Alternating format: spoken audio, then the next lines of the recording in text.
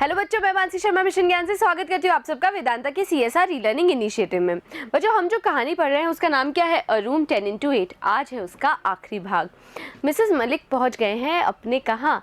नए घर पे, और उनको पुरानी बातें याद आ रही हैं, पर नए घर में उनके साथ कुछ होने वाला है। क्या होने वाला है जानेंगे हम इस भाग में। ध्यान से सारे भागों को देख लीजिए। क्यों? क्योंकि ये है आज उसका इसी कहानी का आखिरी भाग। चलो करते हैं इसकी शुरुआत। When they reached the house, his son drove the car straight to the porch, and her daughter-in-law jumped out of it.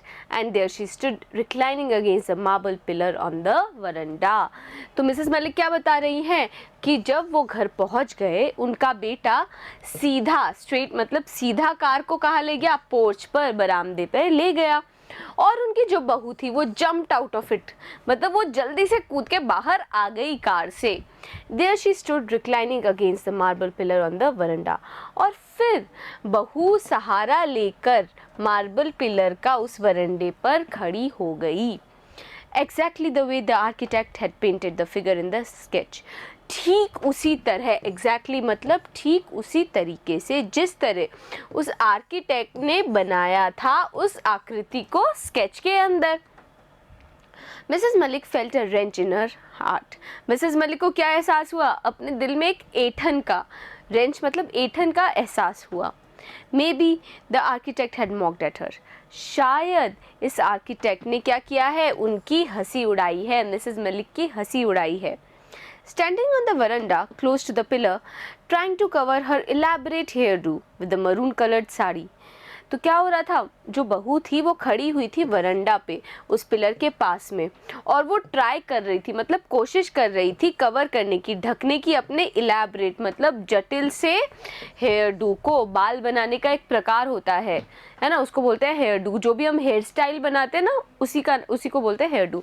तो वो जो हेयर स्टाइल थी, अपनी जटिल सी हेयर स्टाइल थी, उसको ढकने की कोशिश कर रही थी उनकी बहू अपनी मरून कलर की साड़ी से। Her daughter-in-law was giving instructions to the servant about the luggage in the taxi followed the car. और उनकी बहू इंस्ट्रक्शन दे रही थी, निर्देश दे रही थी घर के नौकरों को उस सामान को लेकर जो कि पीछे पीछे, कार के पीछे पीछे उस टैक्सी में आया था। The luggage had been removed from the taxi. वो जो लगेज था, वो जो सामान था, उसको हटा दिया गया था टैक्सी से, वहाँ से निकाल दिया गया था। The taxi driver drove away after having been paid. वो जो टैक्सी ड्राइवर था वो भी चला गया जब उसको पैसे दे दिए गए। Mrs. Malik was still sitting in the back seat of the car. Mrs. Malik अभी भी बैठी हुई थी कार की बैक सीट पर। She had a strange sinking sensation. उनको एक अजीब सा डूबने वाला एहसास हो रहा था, फीलिंग हो रही थी, सेंसेशन हो रहा था। Then her son and daughter-in-law entered the house. और तब उनके बेटे और बहू घर में प्रवेश कर गए, एंटर कर गए, प्रवेश कर गए।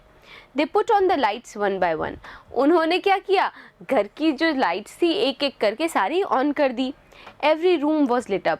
हर रूम क्या हो गया? lit up हो गया, मतलब प्रकाशित हो गया। Mrs Malik looked on wide eyed. Mrs Malik क्या खुली आंखों से, एकदम आंखें फाड़े, वाइड आइड मतलब आंखें फाड़े सब देख रही थी। Still sitting in the back seat of the car. और वो अभी भी कार की बैक सीट पे बैठी हुई थी। In the excitement, nobody seemed to have remembered to open the door for her the way it was done. Excitement में मतलब उत्साह में नोबडी, किसी को भी याद नहीं रहा, रिमेंबर नहीं रहा कि गेट का, वो कार का दरवाज़ा खोल दिया जाए उनके लिए जैसा कि किया जाता है। Suddenly her son thought of his mother. अचानक से उनके बेटे को विचार आया अपनी माँ का। He ran to the porch and opened the door of the car. वो पोर्च की तरफ, बरामदे में गया और उसने कार का दरवाज़ा खोला। A drive in the evening always make me go to sleep. एक ड्राइव, जो हम ड्राइव पे जाते हैं शाम के समय, उसके कारण मुझे हमेशा नींद आ जाती है। The mother spoke in a whisper. Mrs Malik ने क्या किया? मिसेस मलिक मदर ही तो थी अपने बेटे की। मिसेस मलिक ने विस्पर करते हुए बोला, मतलब धीरे धीरे फुसफुसाते हुए बोला। Her daughter in law also came out. उनकी जो डॉटर इन लॉ थी वो भी क्या हुई? वो बाहर आ गई घर से। Every one was laughing. सब हंस रहे थे। Mrs. Malik's daughter-in-law was standing against the marble pillar on the veranda again. Mrs. Malik की बहू फिर से उस मार्बल पिलर के सहारे पे वरंडे में खड़ी हो गई थी. She was trying to cover her hairdo with her maroon color sari. और वो अभी भी अपने उस हेयर स्टाइल को कवर करने की कोशिश कर रही थी अपने मरून रंग की साड़ी से. I'm not going to eat. I have no appetite, said Mrs. Malik. I would like to sleep. तो मिसेस मलिक ने बोला कि मैं खाना नहीं खाऊंगी. I have no appetite. Appetite मतलब भूख. मुझे भूख नहीं है. I would like to sleep. मैं अब सोना चाहती हूँ. The servants had laid dinner on the table.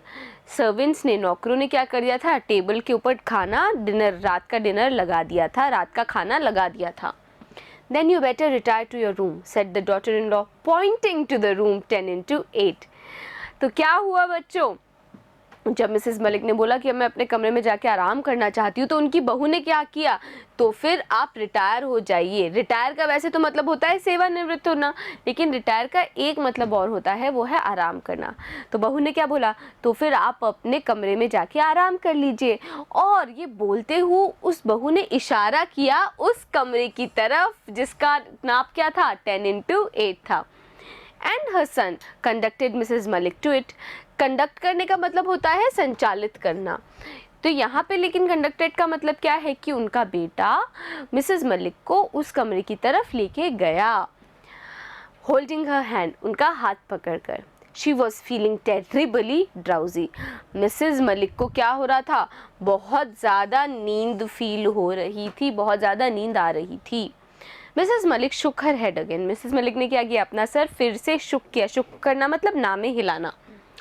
But what was wrong with it? Her husband had already gone. She would follow him. One day she must do it. तो Mrs Malik क्या सोच रही थी कि इसमें अब गलत क्या है.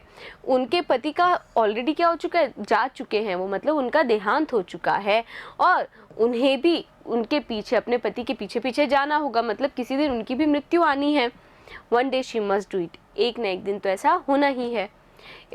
It thought it could be my mother-in-law's room, and after her it might be converted into a store. These words re-echoed in Mrs. Malik's ear. तो मिसेस मलिक के कानों में कुछ शब्द बार बार गूंज रहे थे. री-इको हो रहे थे मतलब बार बार गूंज रहे थे. कौन से थे वो शब्द, वो वही शब्द थे जो उन्होंने पहली बार उस आर्किटेक्ट को बोला था अपनी सास के लिए.